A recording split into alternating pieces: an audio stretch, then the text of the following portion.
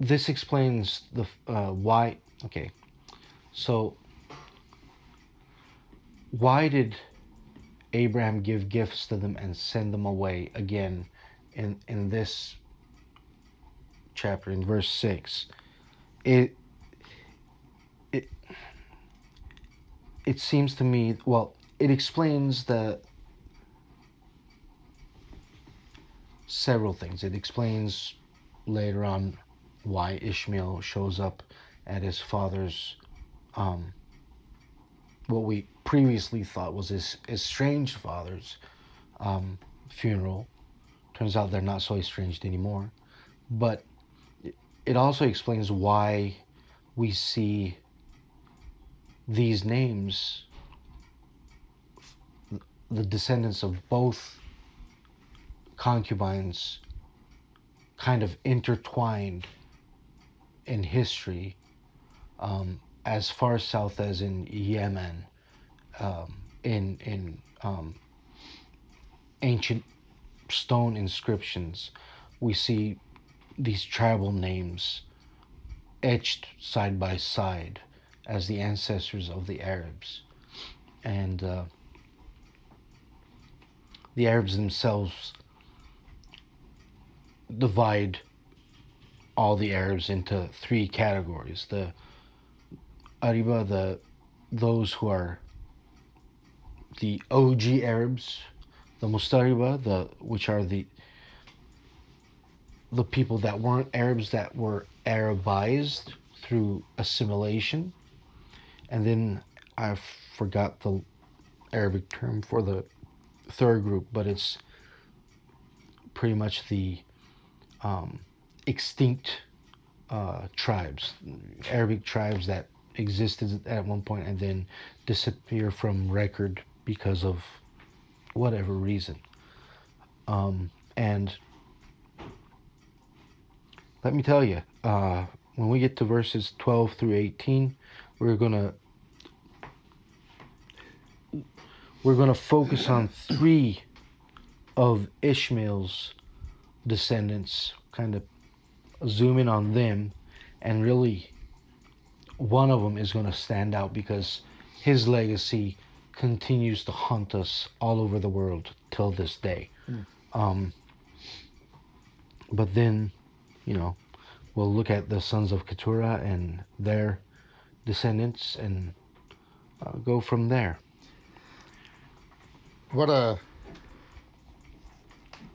Is there a purpose of sending them eastward? Oh, Was that to separate that clan from Isaac so that there's no intermixing? Or yeah. So there's a few things. Well, you couldn't send them west because there's the sea, and you couldn't send them southwest because there's Egypt. Like, Egypt's already taken. So if they're going to make a name for themselves, if they're going to build their own tribes and nations, they have to go east.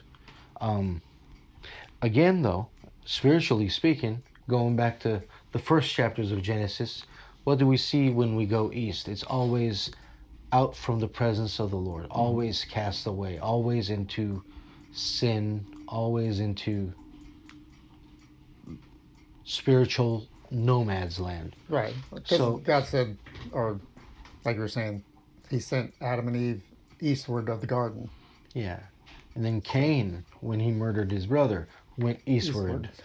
and when the what I assume is the Sumerians traveled from the east back, the first thing that they did was build a city and a tower. And that, again, coming from the east back to God, or trying to attempt to come back to God, and they do it in their own way, though, and that's the problem. So there's that also kind of a spiritual nomad's land, the east being that, but it's also, and we see again, we see the reverberations of that till this day. But in Abraham's mind, it's like, okay, I can't send them southwest because Egypt. Egypt. They're not gonna flourish there. They're not gonna be their own people there. They're gonna get assimilated, absorbed into Egypt, and he doesn't want that. And he's learned his lesson, thank goodness. But he sends them away. And why is that? Because if now he has 8 sons, Isaac's not the oldest. No. He's the second oldest. Mm-hmm. So if Ishmael wanted to go back and cause trouble, he could assert that he's the rightful heir, everything should be his. And we can't have that because God's promises to Isaac. So we got to do something about that. And the other concubine's children,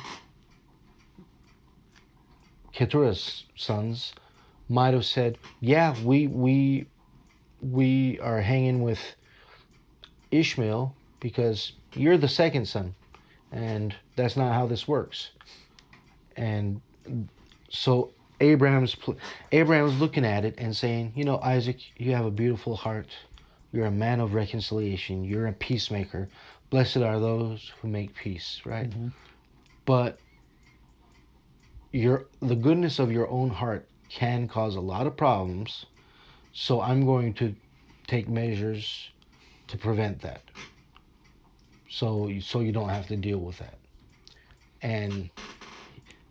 But this time he does what's right, and he gives everyone a share. He gives everyone a piece and sends them on their way, so that, hey, there's still peace. There's still the other kids, the other 6 will say, well, okay, I mean, this is what we were going to get anyways. Mm-hmm. So, it's all good. And Ishmael goes, well, at least I'm not thrown away like an afterthought. He's, we can separate on good terms. And well, with the amount of material wealth that Abraham had, probably had plenty to go around. Yeah. With Isaac still getting a large abundance. Yeah. Of that. And that's the funny thing. The general thought is that the portion, the blessings that go to the first son, to the eldest son, is usually 2 times the portion. So if you have 2 kids, you divide it into 3. The elder son gets 2 pieces. The younger son gets 1 piece. Mm-hmm. Here, it would have been divided into 9 pieces. Isaac would have gotten 2. The others would have gotten 1 each. But that's not what he does, at least from what we can tell. Mm-hmm. But still,